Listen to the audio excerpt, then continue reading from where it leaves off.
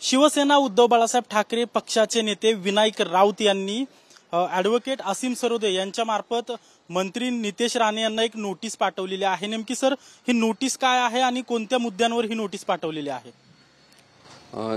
जेव्हा कोणी मंत्रिपदाची शपथ घेतात तेव्हा भारतीय संविधानानुसार एक वेगळी शपथ 164(3) संविधानाच्या तरतुदीनुसार घ्यावी लागते आणि गव्हर्नर ती शपथ देत असतात। त्यामुळे त्या शपथीमधले प्रत्येक शब्द आपण बघितले तर त्याच्यात त्यांनी सांगितलेलं आहे की कोणाबद्दलही दुजाभाव न ठेवता, द्वेष न ठेवता, सगळ्यांबद्दल समानता ठेवून प्रेमाने सगळ्यांसाठी काम करीन, इलविल ठेवणार नाही, म्हणजे द्वेषभावना ठेवणार नाही, अशा स्वरूपाची ती शपथ असते।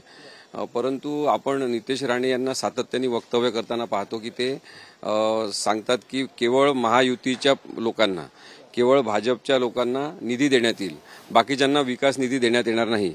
यादी तयार करा की कोण कोण आहेत असे बाकीच्या पक्षाचे, त्यांना बिलकुल निधी द्यायचा नाही, आपल्याला मतदान केलं नाही त्यांना निधी द्यायचा नाही, असं वक्तव्य ते जाहीरपणे मंत्रिपदाची शपथ घेतल्यानंतर सुद्धा करताना आपण बघितलंय। 13 फेब्रुवारीला कुडाळ इथे भाजपच्या कार्यकर्त्यांचा मेळावा झाला, तिथे सुद्धा यांनी जाहीर वक्तव्य केलेलं आहे। खरं तर हा संविधानाच्या नैतिकतेचा पराभव आहे, संविधानाचाच अपमान नाही तर डॉक्टर बाबासाहेब आंबेडकरांचा सुद्धा अपमान आहे एक प्रकारे, की संविधानातली कोणतीच तरतूद मान्य करायची नाही, हा अत्यंत उद्दामपणा आहे। आणि त्यामुळे शिवसेनेचे माजी खासदार विनायक राऊत यांच्यातर्फे नितेश राणे यांना आम्ही कायदेशीर नोटीस पाठवलेली आहे आणि अशी मागणी केलेली आहे की त्यांनी त्यांचं वक्तव्य त्वरित मागे घ्यावं, ते मागे घेतलं तर त्यांनी जाहीर करावं आणि 15 दिवसात नोटीसला उत्तर द्यावं, नाहीतर राज्यपालांकडे, पहिल्यांदाच महाराष्ट्रात असं होईल की राज्यपालांकडे एखाद्या मंत्रिपदावरील व्यक्तीविरुद्ध पिटिशन दाखल होईल की ते सर म्हणताय की पहिल्यांदाच असं होईल की राज्यपालांकडे एखाद्या मंत्रिपदावर असणाऱ्या व्यक्तीच्या विरोधात तुम्ही जाणार आहात। देशात अशी काय या अगोदर घटना घडलेली आहे की किंवा शिक्षा झालेली आहे का अशा वक्तव्यामुळे? असं मद्रासला झालेलं आहे आधी, आणि तिथे कारण की एकूणच तिथे साक्षरता खूप आहे, मतदार सुशिक्षित खूप आहेत आणि त्यामुळे तिथे केस तशी झाली होती आणि तिथल्या राज्यपालांकडे तक्रार करण्यात आली, तेव्हा आमदारांनी स्वतःहून राजीनामा दिला होता। आपल्या इथे काही स्वतःहून राजीनामा देण्याची नैतिकता एवढ्या मोठ्या प्रमाणात असेल असं काही नाही आहे। त्यामुळे आम्ही राज्यपालांकडे मात्र केस करू आणि हा एक प्रयोग करून पाहण्याची गरज आहे, आठवण करून देण्यासाठी सगळ्यांना की एकदा तुम्ही मंत्री झाले, मुख्यमंत्री झाले, उपमुख्यमंत्री झाले की तुम्ही कोणत्याच पक्षाचे नाही आहे, तुम्ही सगळ्या महाराष्ट्रातल्या 13.5 कोटी लोकांसाठी काम करायचं आहे आणि ते विसरून गेलेल्या लोकांना भानावर आणण्यासाठी आम्ही ही नोटीस सुद्धा पाठवण्यात आली असं सुद्धा आपण समजू शकतो। कारण की नितेश राणे हे राष्ट्रीय एकात्मतेविरुद्ध सतत बोलत राहतात, हिंसक वातावरण सतत तयार करतात आणि प्रशासनालाच एक अराजकीय दिशेने ते नेत आहेत की प्रशासन हे केवळ आम्हाला मत देणाऱ्यांसाठी चालेल, बहुसंख्याकांसाठी चालेल, आम्हाला मत देणारे सगळे चांगले आहेत, बाकीचे सगळे वाईट आहेत, अशी भूमिका ठेवून एखाद्या मंत्रिपदावरील व्यक्तीने काम करणं हे अत्यंत घातक आहे। नेमकं कधीही किती तारखेला तुम्ही नोटीस पाठवली आणि किती तारखेपर्यंत तुम्हाला या नोटीसीला उत्तर येणं अपेक्षित आहे? 28 तारखेला त्यांना नोटीस पाठवली आहे आणि मला वाटते की 15 दिवस आम्ही त्यांना दिलेले आहे। 15 दिवसात त्यांनी उत्तर न दिल्यास आम्ही राज्यपालांकडे नक्कीच एक पिटिशन दाखल करू। पण मला हे सुद्धा वाटते की त्यांना मुख्यमंत्री देवेंद्र फडणवीस हे या नोटीस नंतर समज देतील की त्यांनी अशा प्रकारचे वक्तव्य करू नये। जर ही समज दिली गेली नाही किंवा राज्यपालांकडे तुम्ही गेला आणि तिथेही जर तुम्हाला योग्य ते या सर्व गोष्टींवर कारवाई झाली नाही तर पुढची तुमची भूमिका काय असणार आहे? पण न्यायाची लढाई आणि लोकशाहीची लढाई ही कठीण असते, त्यामुळे आपण म्हणतो त्याप्रमाणे न्याय मिळेलच असं नाही, संविधानानुसार काही सगळं सुरू आहे असं आपण म्हणू शकत नाही। त्यामुळे राज्यपालांकडे सुद्धा कदाचित न्याय मिळणार नाही, पण न्याय मागण्याची प्रक्रिया सुरू ठेवली पाहिजे प्रामाणिकपणे आणि लोकांच्या समोर हे मुद्दे आले पाहिजे की बेकायदेशीरता काय आहे, असंविधानिकता काय आहे हे लोकांना कळलं पाहिजे। जर नितेश राणेंनी नैतिकता म्हणून राजीनामा दिला नाही तर तुमची कायदेशीर भूमिका पुढची काय असणार आहे? आम्ही राज्यपालांकडे याचिका दाखल करू, कारण की भारतीय संविधानात असं स्पष्टपणे सांगितलेलं आहे की शपथ देणारी जी व्यक्ती आहे तीच शपथेच्या भंगाविरुद्ध कारवाई करू शकते।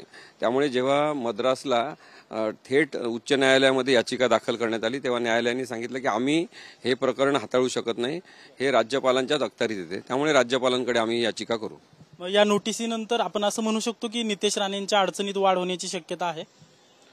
नाही, ज्यांना कोणताच कायदा पाळायचा नाही, नैतिकता पाळायची नाही, त्यांच्यासाठी काही अडचणी आजकाल येतच नाही। आपण लोकशाहीच्या दृष्टीने त्यांना जाणीव करून देण्याचा प्रयत्न करतोय. म्हणजे आता नितेश राणेंनी केवळ विषारी बोलायचं, तेढ निर्माण करणारं बोलायचं, समाजामध्ये प्रदूषण पसरवणारं बोलायचं असं आवश्यक नाही आहे.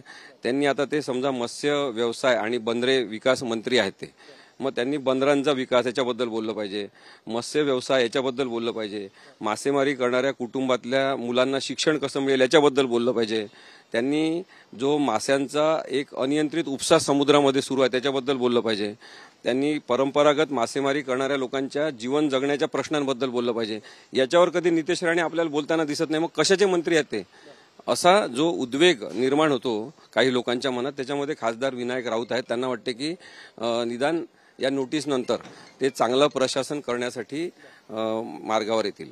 तुम्ही जी नोटीस पाठवलेली आहे ती तुम्ही म्हणताय की निधी संबंधित त्यांनी जे वक्तव्य केलेलं आहे त्या संबंधित नोटीस पाठवलेली आहे की जे तेढ निर्माण करणारी वक्तव्य आहेत त्या संबंधित नोटीस पाठवलेली आहे? नाही, त्यांनी जे 13 फेब्रुवारीला कुडाळ येथे भाजपचा मेळावा घेतला आणि तेव्हा त्यांनी सांगितलं की केवळ भाजपच्या कार्यकर्त्यांना, महायुतीच्या कार्यकर्त्यांनाच निधी मिळेल, बाकीच्यांना मिळणार नाही.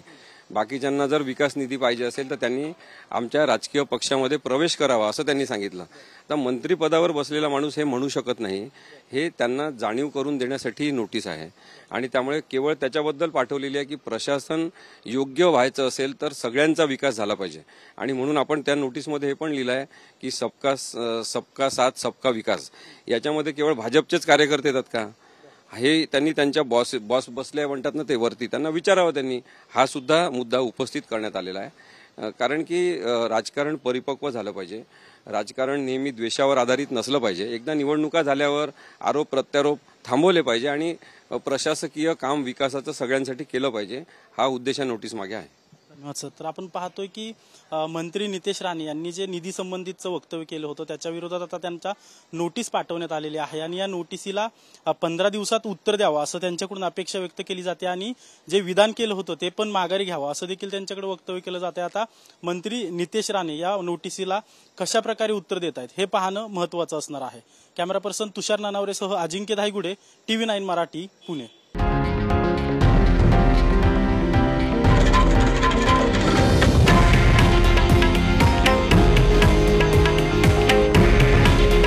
हे आहे देशातील नंबर 1 न्यूज नेटवर्क आणि आपण पाहत आहात TV9 मराठी. काळजी तुमची, हित महाराष्ट्राचं.